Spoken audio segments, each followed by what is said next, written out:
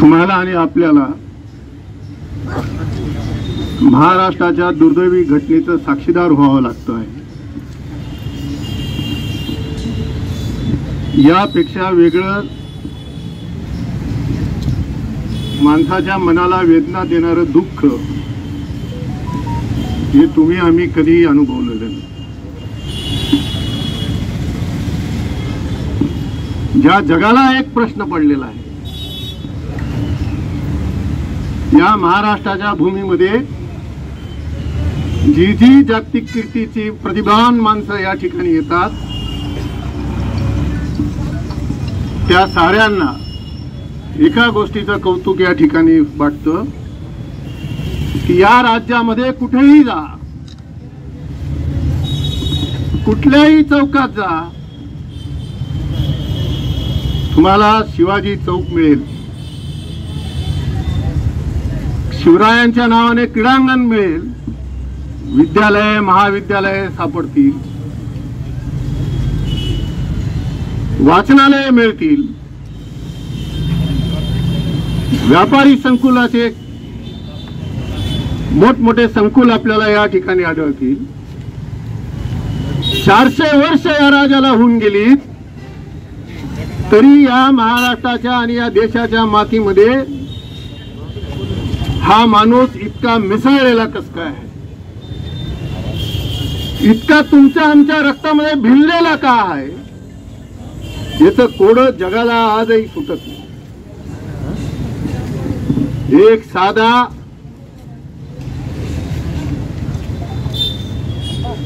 जिजाऊ आणि शिवराय हे या महाराष्ट्रामध्ये, शिवराय 12 वर्षाचे असताना महाराष्ट्रात आले. कशासाठी आले? शेती करायला. खेड शिवापूर, आपण जर साताऱ्याला गेलो, कोल्हापूरला गेलो, पुन्हा सोडलं तर खेड शिवापूर नावाचं गाव लागतं. त्या गावाजवळ कामथडी या गावात जिजाऊने शेती घेतली आणि शिवरायांनी त्या ठिकाणी शेती पिकवायला सुरुवात केली. तुमच्या आपल्या राजाने आंब्याची झाडं त्या ठिकाणी लावली, नदीचा बांध केला, त्या शिवगंगा नदीवरती बंधारा बांधला आणि शेतीत पाणी पुरवठ्याची व्यवस्था केली. पाटबंधारे आज होत आहेत, अजूनही गावागावापर्यंत पाटबंधारे पोहोचत नाही. पण कवड्या वयाच्या या राजाने जेव्हा पाणी अडवलं जात नाही, पाणी अडवले तर हे पाप आहे असं कोणतरी आपल्याला नेहमी सांगत आलेलं आहे, त्याच्यावरती मात करत पाटबंधाऱ्याच्या शेतीची सोय त्या राजाने केली. पुढे महाराजांचा सगळा इतिहास माहिती आहे. हा पुतळा पडणं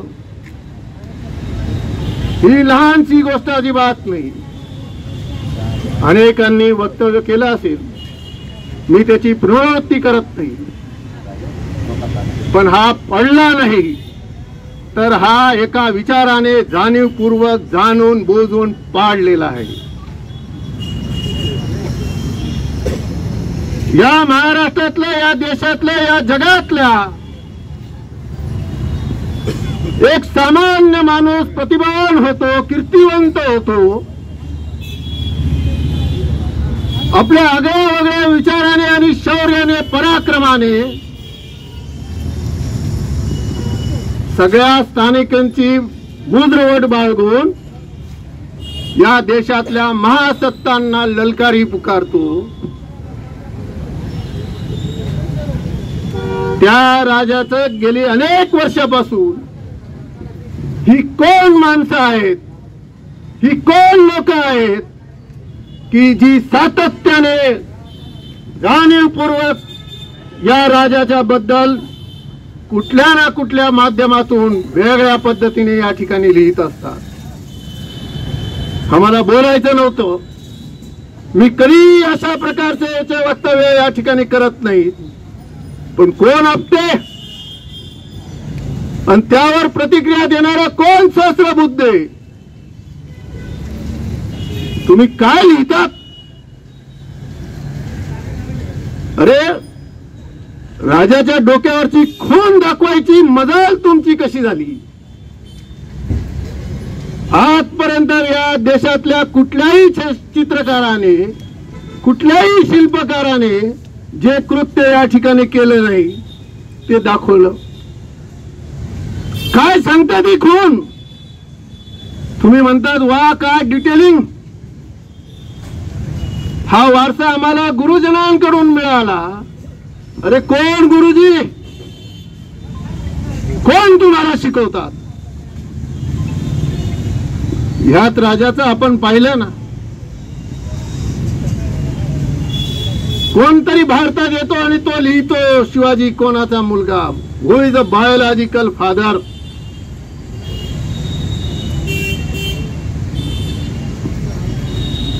ही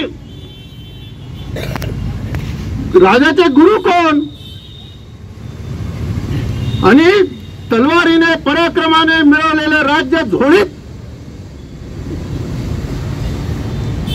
हे सातत्याने तुमच्या आमच्या मनावरती कोरण्याचं पाप जे लोक सातत्याने या ठिकाणी करतात, त्यांनी सगळ्यांनी मिळून राजाचा पुतळा उभा असलेला पुतळा उभारता ढासळता या ठिकाणी केला आणि जगापुढे या महाराष्ट्राला शर्मिंदा व्हावं लागलं. राज्याचे मुख्यमंत्री आणि त्यांचं सचिवालय हे ज्या वेळेला ही पुतळा तयार केला जात होता त्यावेळेला ते कुठलं साहित्य वाचत होते?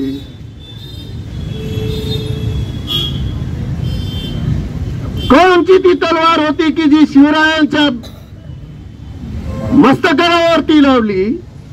तो प्रसंग कोणता होता हे या राज्याचे मुख्यमंत्री महाराष्ट्राला सांगतील का? देशाचे पंतप्रधान या देशाला सांगतील का? तुम्ही शिवरायांचा पुतळा उभारतात का या राजाची निंदा नालस्ती करतात? हा सवाल माझा या ठिकाणून तुम्हाला या ठिकाणी उभा करतोय. हा शिवराय हे राजे हे केवळ तुमच्या आमच्यासाठी पर्यंतचे मर्यादित नाही. महाराष्ट्रामध्ये आपण राहतो. आता कल्याणच्या सुभेदाराच्या सुनेचं गीत या ठिकाणी गायलं आणि त्या सुभेदाराच्या सुनीला महाराज काय म्हटले? आई. इतिहास काय म्हणतो? काय लिहितात? तुमच्यासारखी देखणी जर माझी आई असती, तुम्हाला माय बापनी शपथ से तुमले प्रत्येकले तुम्हाला कुठल्या ना कुठल्या आईने जन्म दिलेला आहे. आपली आई दिसायला वाईट आहे, आपली आई दुसऱ्या स्त्री सारखी दिसत नाही असा विचार तरी तुमच्या कोणाच्या मनात येईल का? राजांच्या तोंडी हे वाक्य घालतात. आपण मोठ्या अभिमानाने या ठिकाणी गात.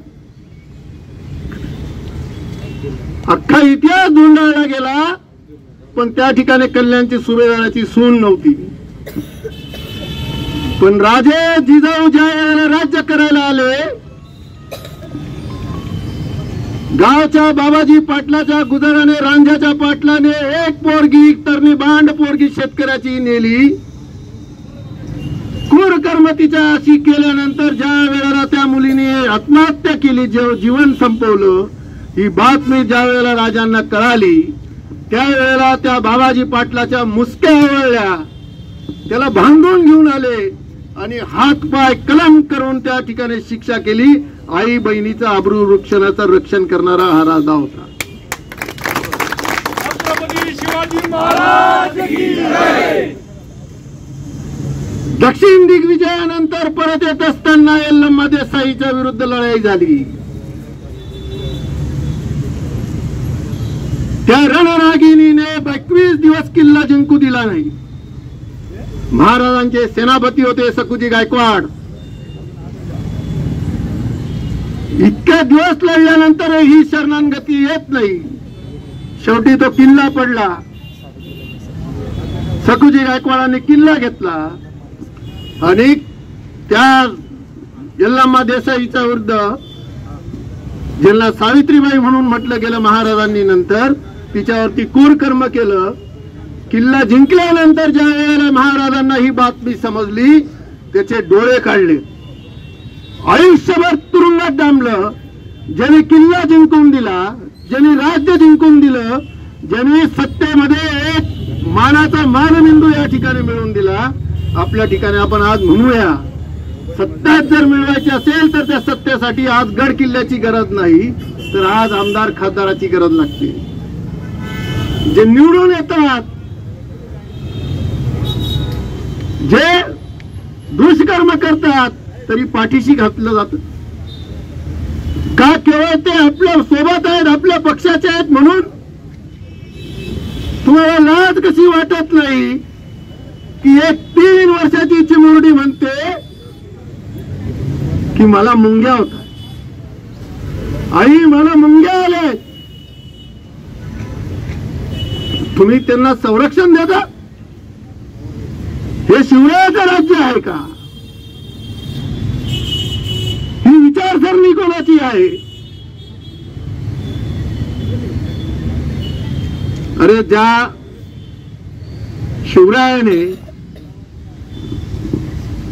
या ठिकाणचा माणूस जगावा म्हणून आपल्या सुभेदारांना फरमान काढलं, गावच्या गाव फिरा, एक एक कुंडी शोधा, जो जो शेती करत असेल त्याला जमा करा, त्याला काय द्या, त्याला जमीन मोजून द्या.